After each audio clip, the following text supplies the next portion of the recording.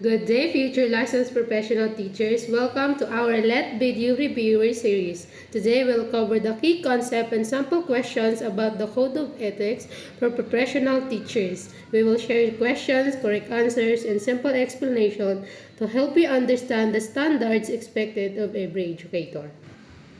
Okay, for the first question, the Code of Ethics is a set of blank and rules.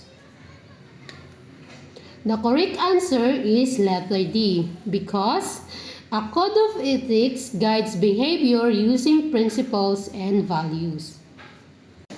For the number 2, it is a set of rules for determining blank, standards, or socially acceptable behavior. So the correct answer is letter C, which is ethics. Ethics tells about behavior, what is right or acceptable in society.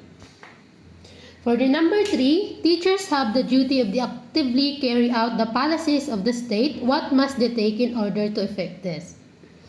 So the correct answer is letter D, an oath. Because teacher must take an oath to follow state policies and rules. Okay, for the number 4, which of the following is not a commendable act of a teacher? So the correct answer is letter C, submission to the press any justifiable criticism against another teacher. Teachers must not attack or criticize fellow teacher publicly. Okay, number 5, which is not a commendable act of any school's official. So the correct answer is letter D, all of the above. All listed behaviors are unacceptable to the school official. For the questions number 6, what is unethical on the part of a professional teacher? So the correct answer is letter E. She does not know the terms and conditions for her employment. It is irresponsible and professional not to know your job details. Okay, number 7. No matter the degree of offense the learner committed, the teacher shall blank. The correct answer is letter B. Teachers must never hurt students physically. Okay, number 8. The teacher is a human being endowed with life for which is the highest obligation to live with blank at all times, whether in school, in the home, or elsewhere. So the correct answer is letter C, dignity. Teacher must live with dignity, respecting themselves and others. Okay, for the number 9, you must just pass the licensure examination for teacher you applied for teaching job in central school. The district supervisor promised you a position if you are willing to give a month's salary in advance. How will you react to this situation? So the correct answer is letter C, accept the offer and mark the money to be used as evidence. This allows the teacher to prove the wrongdoing of the supervisor. For number 10 questions, whose interest in the teacher first and foremost concern? So the correct answer is D, learner. Okay, the student must always come first. How will a teacher show a good reputation with respect to financial matters? So the correct answer is letter D. Good financial reputation means paying what you owe. For the next question, why should a teacher participate in the continuing professional education program of the PRC? So the correct answer is letter D. Continuing education improves skill, efficiency, and professionalism. For the next question, if a teacher decided to quit teaching to take care of his sick mother, what should he do with student records, files, etc.? So the correct answer is letter C. Teachers must leave complete, organized student records for the next teacher. A teacher shall place premium on blank as the primary principle of personal behavior in all relationship with others and in all situations. So the correct answer is letter B. The teachers must control their actions and behave properly all the time. Why should teachers vote in elections? So the correct answer is letter A. Voting is a duty of all citizens, including teachers. Based on the Code of Ethics for Teachers, which among the following is considered unethical?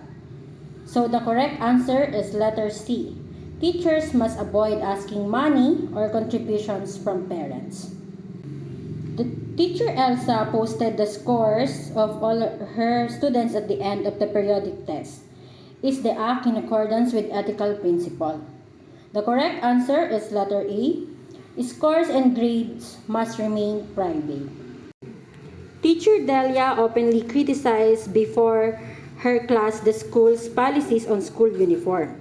Which ethical principle is violated? The correct answer is letter D. Criticizing school rules publicly shows disrespect to the school. A student complains to you about his failing grade in first grading period.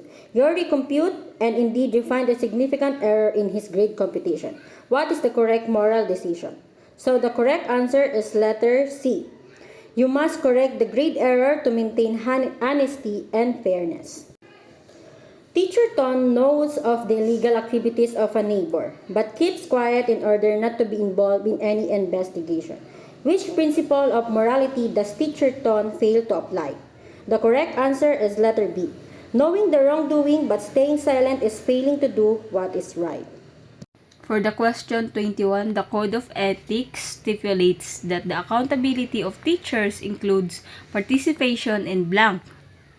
The correct answer is D. Continuing professional education, because teachers are accountable for improving their skills through training. For the question 22, a teacher should behave with honor and dignity at all times. What activity should he or she refrain from indulging? So first, gambling. Second, smoking. Third, illicit relation. And four, lotto beating. So the correct answer is letter B, because all listed actions harm dignity and must be avoided. For the question 23, according to Article 13 of the Code of Ethics stipulates that the evaluation of the learner's work shall be based on merit and quality of academic blank. So the correct answer is C, performance, because grading must be based on the learner's actual performance. For the question 24, according to the Code of Ethics for professional teachers, upon what is appointment, promotion, and transfer made? So the correct answer is A, merit and need, because promotion or transfer should be depend on ability and service need. For the question 25, what norm of conduct is manifested by being loyal to the Republic and to the Filipino people? The correct answer is A, nationalism and patriotism. Being loyal to the country shows patriotism. For the question 26, which of the following statement is not true about the Code of Ethics for professional teachers? So the correct answer is letter B, because the teacher must select which information to keep confidential. So all confidential information must be protected and not just selected ones. Let's proceed to 27. The principle of moral discernment applicable when choosing between two devils. It's either arms to rebels is blank. So the correct answer is letter B, because when choosing between two wrong actions, choose the lesser evil. So for the question 28, what principle of moral discernment apply to the fire victims who decide to jump over a 10-story building rather than die being burned to death? So the correct answer is letter B, because the victims chose the least painful way to survive. So let's proceed to the 29. What principles apply to removal of life-sustaining machines from comatose patients whom doctors believe can no longer medically save? The correct answer is letter C, because stopping the machine is allowed because the intention is to stop useless suffering and not to kill. And lastly, for the 30, according to the Code of Ethics for professional teachers, the term teacher includes the following, except. The correct answer is letter D, because the Code of Ethics applies only to the basic education from preschool to high school, not to college teachers.